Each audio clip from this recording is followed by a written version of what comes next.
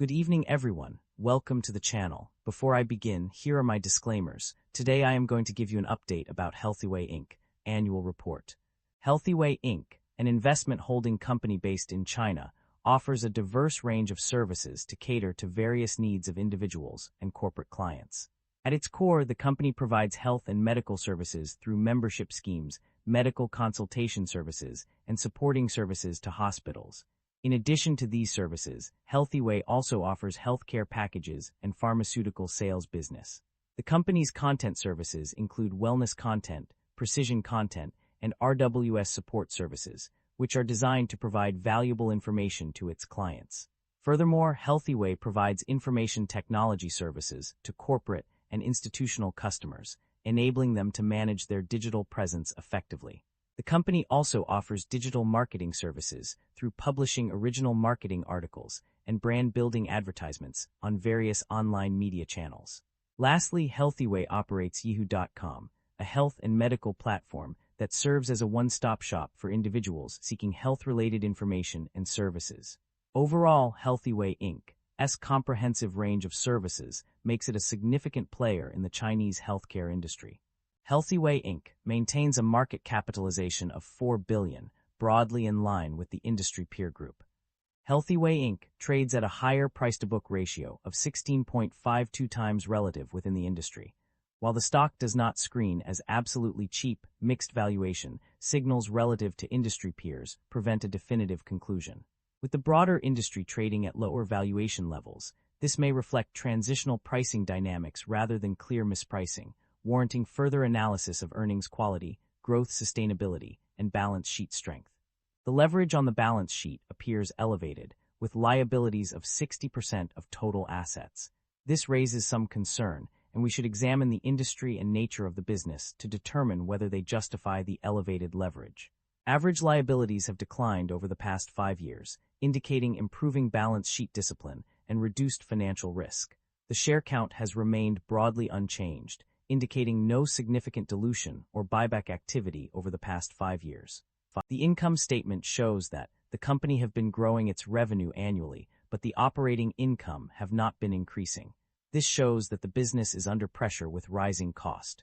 The primary drivers of revenue growth or decline can be identified by examining the key factors that have contributed to an increase or decrease in revenue.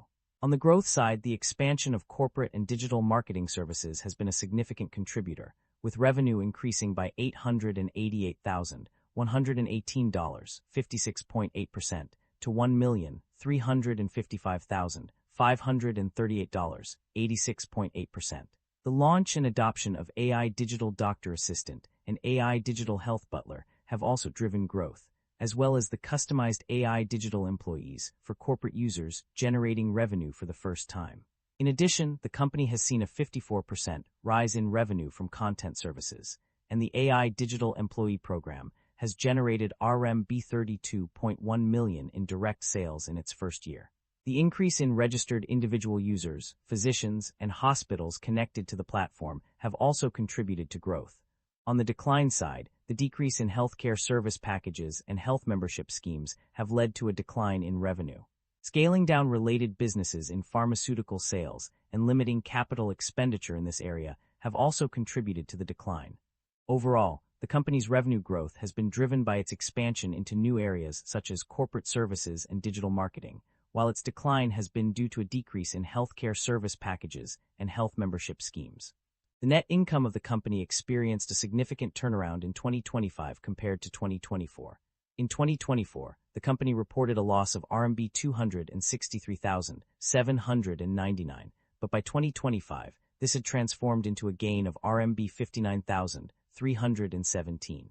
Furthermore, the net income increased from RMB 2,050 million in 2024 to RMB 5,066 million in 2025. The profit margins also showed an improvement in 2025.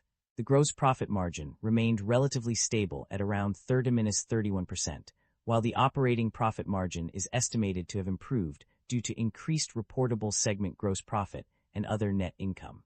Notably, the company's net income margin turned from a loss of -22.2% in 2024 to a gain of 3.5% in 2025. The improvement in both net income and profit margins can be attributed to various factors, although the exact reasons are not explicitly stated. Nevertheless, it is clear that the company has made significant strides in turning its financial performance around, setting a positive trend for future growth. The company's financial performance indicates a significant improvement in its ability to generate cash from its core operations.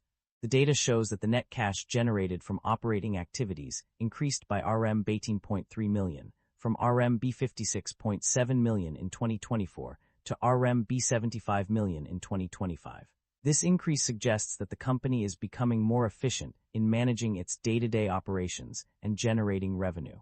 The positive trend in operating cash flow is a crucial indicator of a company's financial health. It implies that the business is capable of covering its expenses, investing in growth initiatives, and returning value to shareholders through dividends or share buybacks. The significant increase in operating cash flow also suggests that the company has a strong foundation for future growth and expansion. The company's debt level has undergone a significant decline, with a substantial reduction in its loan and borrowing amounts. According to the financial reports, the company's debt decreased by 43.5% from RMB 55,502 to RMB 31,238. This decrease is consistent across multiple pages of the report, further solidifying the trend. As a result of this decline in debt, the company's interest expenses have also decreased. Finance costs, which represent the company's interest expenses, dropped by 46.7% from RMB 4.5 million to RMB 2.4 million. This reduction is a direct consequence of the decrease in loans and borrowings, indicating that the company has successfully managed its debt levels and reduced its financial obligations.